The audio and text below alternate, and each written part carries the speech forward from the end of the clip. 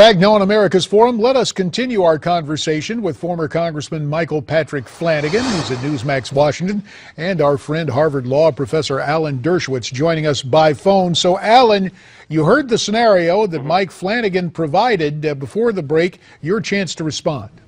Well, I agree with the end result of Congressman Flanagan's assessment, but I don't think that's the motive. I think that the Obama administration is well-intentioned but naive. I think they do want to keep American troops out of Iraq, of course. They are counting on the support of Iran to destroy ISIS, which is a big mistake. Iran needs us more than we need them to destroy ISIS. I think they do see some kind of a restructuring of the Middle East with a recognition of the power of Iran, but I do think the end result will be a nuclear weaponized Iran in 10 years. And once you give them the green light to develop weapons in 10 years, essentially they are a nuclear power now. And they will use their power to bully the Emirates, to bully Saudi Arabia, to bully Jordan.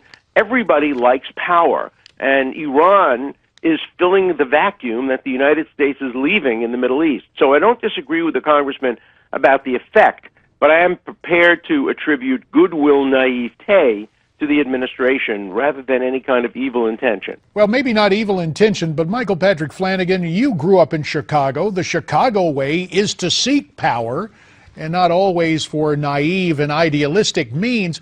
Why the paradox? Why are the Obama people so tough on political opponents here at home, yet seem to be so conciliatory toward the Iranians?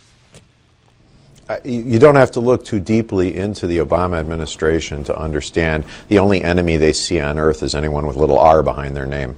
From the beginning, he was willing to sit down with Iran with no preconditions and discuss whatever it took because his only goal was to keep us out of Iraq from ever having to go back again, irrespective of the deal we struck with them, irrespective of their need, irrespective of the rise of ISIS.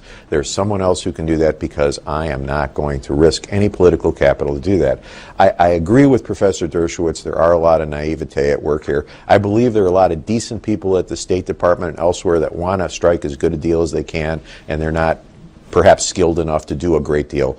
But I believe at the top, in the big house, the goal is always politics. And mindful of that, let's switch the scenes of politics, gentlemen, from Cook County, Illinois and 1600 Pennsylvania Avenue to Israel. Alan, we have talked before about the polarizing nature of Israeli campaigns. Prime Minister Netanyahu came here, gave a speech. Did it have the desired effect for him at home, in your opinion? Well, I don't think he was motivated by domestic political concerns. He has been focused on Iran since the day he became prime minister. I've known Netanyahu for over 40 years. He's a shrewd politician. But I think he had to understand that this would at best be a tie for him when it came to domestic politics. It may even have set him back a bit. We don't know the answer to that, but I do not question his motive as trying to stop America from making a bad deal. The election, let's remember one thing. In Israel, there is an election. There are no elections anywhere else in the Middle East. We're talking about the Iranian election. That's a joke. There's no elections in Iran. There were no elections really in Jordan, in Egypt, and certainly not in Saudi Arabia. In Israel, we're having a Chicago-type election. And in fact, some of the political operatives who used to work for President Obama's campaign are now working against Obama, and there are some Americans who are working against Netanyahu, and there are now some Americans who are working in favor of Netanyahu. So unfortunately, I think we're seeing Americans too involved in Israeli politics and perhaps Israelis too involved in American politics. I think it's a lot healthier if both countries keep their politics domestic.